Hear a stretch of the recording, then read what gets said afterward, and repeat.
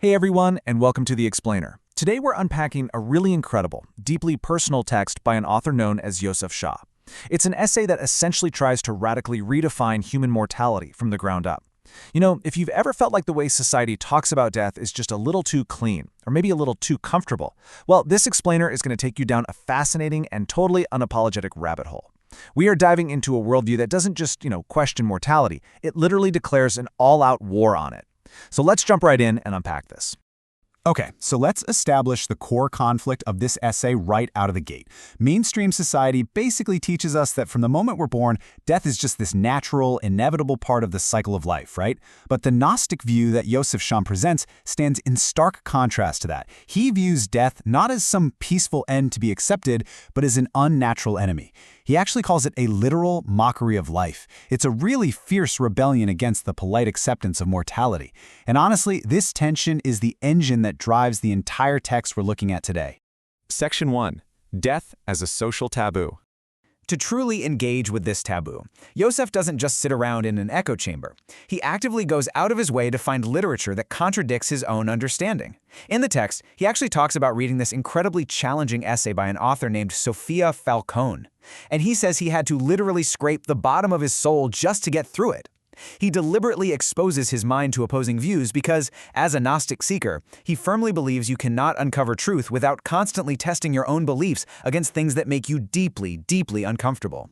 Section 2. An enemy named Death. The author takes an absolutely uncompromising stance here. In fact, he shouts his belief in all caps, writing, "Death is actually a mockery of life and must be defeated." He bases this on his own personal encounters with what he refers to as Lady Death or Lord Death. To him, there is absolutely nothing meaningful about dying. In his Gnostic framework, death is basically a symptom of a deformed, damaged universe, a universe he believes is run by a false lord of deceit. He absolutely refuses to bow to the idea that an end to life is something we should just gracefully accept. Section 3. Rebellion through biohacking. So you might be wondering, how does one actually fight this enemy? Well, to make his philosophical war concrete, the author shares a wild excerpt from his own sci-fi novel, which is called Mars, My Eternal Torment. In this story, there's a character named Armani Musk Otrotowicz who executes a hostile takeover of a futuristic version of the Tesla Corporation. But his goal isn't just to make money, it's a violent technological crusade. He wants to set the final challenge to death, stand right before its house, and conquer its doors with all his might. It's a super vivid, high-energy metaphor for the ultimate biotechnological rebellion. Armani's radical plan is actually broken down into highly structured steps. Step 1. Seize total power of the corporation. Step 2. Bypass passive evolution by using active biohacking to directly alter human biology. Step 3. Literally break down the doors of death by conquering our biological limits.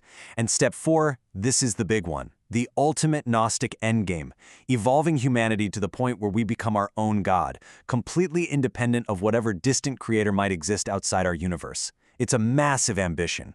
But as you can probably guess, this evolution comes at a steep price. The author's sci-fi vision details a vast cosmic war spanning all the way from Mars to Jupiter. Armani sees himself very objectively as a puppet master, and he's entirely willing to plunge the whole solar system into a bloody, endless conflict to get this done.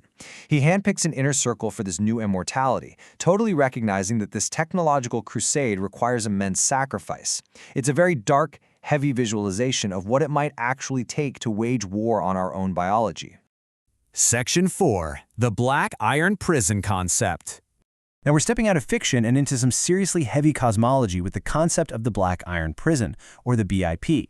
This incredibly dense concept was actually originally coined by the legendary sci-fi author Philip K. Dick, and Joseph Shah uses it as the absolute foundation of his reality. So, the Black Iron Prison is described as a literal trap of time. It's a system created by the Demiurge, which is basically a false creator god in Gnosticism, and it's designed specifically to stop the spread of true living information. It crushes life, it enslaves humanity, and it often manifests in our physical world through totalitarian states that just treat human beings like cogs in a giant machine. Honestly, the most terrifying part of the Black Iron Prison is its timelessness. In this framework, the Empire is a trans-temporal constant. That means whether you're living in ancient Rome or 20th century California or right now today, you are trapped inside the invisible iron walls of this exact same prison. The aesthetics of society might change, sure, and the technology changes. But the fundamental enslavement of the human spirit by this cosmic prison, that remains exactly the same. And the kicker is, most people inside have absolutely no idea they are even prisoners. Section 5. Doubt as the highest virtue.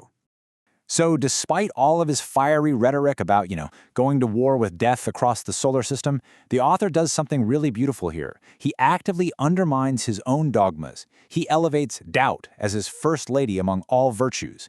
In a universe that he views as a godless black iron prison, doubt is actually his most sacred companion.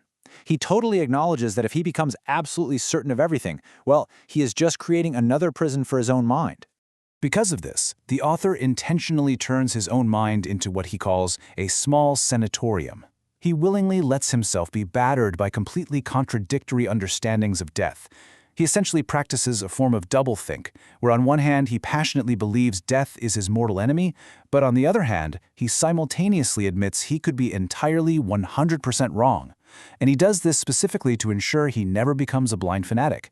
He knows for sure that the moment you lose the ability to doubt your own supreme truths, that is the exact moment you have lost your freedom. And this brings us to a lingering, profound question the author leaves hanging in the air. Do I only have 99 days to death? Or how should I, as a Gnostic, speak to death? It's heavy, right? This whole explainer really challenges us to look at how comfortably we just accept our own biological limits. Are we all just passively waiting for the end? Or are we continually questioning, doubting, and fighting for a truly free life? The big takeaway here isn't necessarily that we need to literally biohack our way to Jupiter tomorrow, but rather that unquestioning acceptance of anything, even something as universal as death, is the true enemy of a free mind. So think about it. How do you speak to your own mortality? I really hope this sparks some curiosity for you today. Keep questioning, keep doubting, and keep learning. Catch you next time.